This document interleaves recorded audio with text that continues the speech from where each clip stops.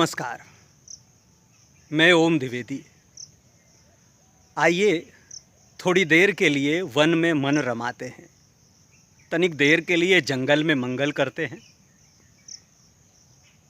कुछ बातें करते हैं दिल से। दोस्तों, माता पिता के संसर्ग में आने के बाद माँ जब हमें 9 महीने कोख में पालती है और उसके बाद सृष्टि को सौंपती है, उसी समय केवल हमारा एक जन्म नहीं होता, बल्कि उसके बाद हमारे जन्म लेने की प्रक्रिया शुरू होती है।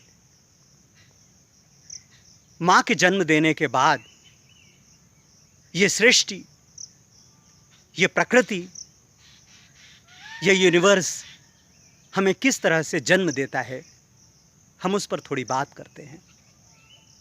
दोस्तों, आप जानते हैं कि माता पिता के सानिध्य में तो हम और आप हमेशा रहना चाहते हैं।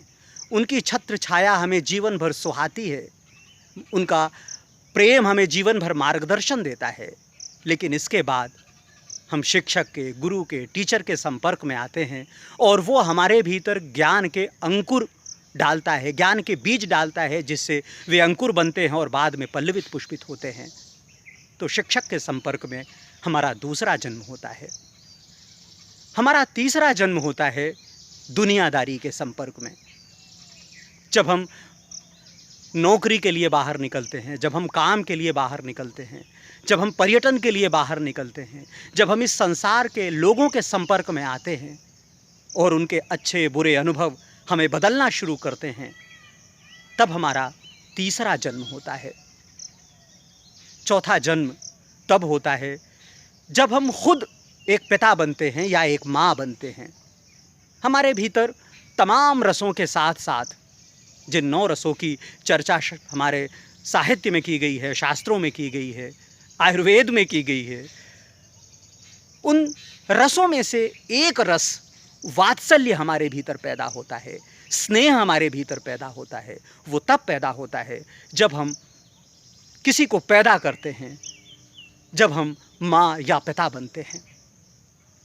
एक और जन्म हमारा होता है और वो होता है वन में, वो होता है जंगल में, वो होता है पेड़ों के पास, फूलों के संपर्क में।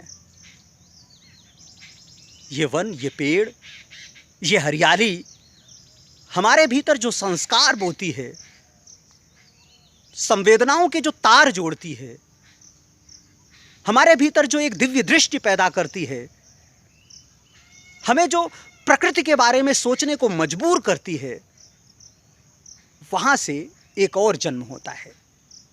और अगर हमने इस जन्म को संभाल लिया, अगर हमने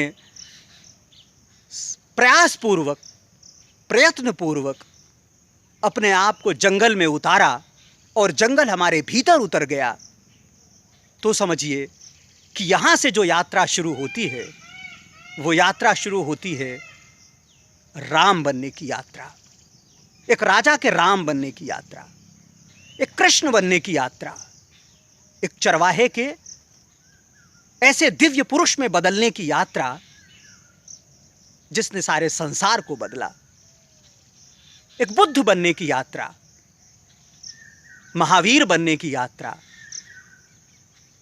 ये जंगल हमें इस तरह बदलता है। यह हमें पिंड से ब्रह्मांड में बदल देता है।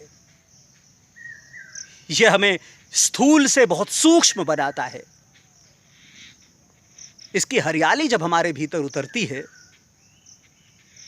तो हम सूखे नहीं रह जाते, हम बदल जाते हैं, हम हरे हो जाते हैं, हम रस से भर जाते हैं।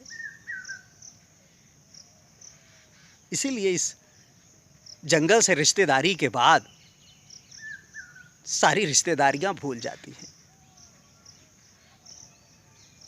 जंगल से हम और बातें करेंगे। बस आपको मोर की आवाज़ सुनाने के साथ साथ अपनी वाणी को विराम देते हैं, क्योंकि हम बोलते रहेंगे तो ये जिन्हें बोलना चाहिए इस जंगल में, वे थोड़ा खामोश हो जाएंगे। जल्दी ही फिर नई बात करते हैं।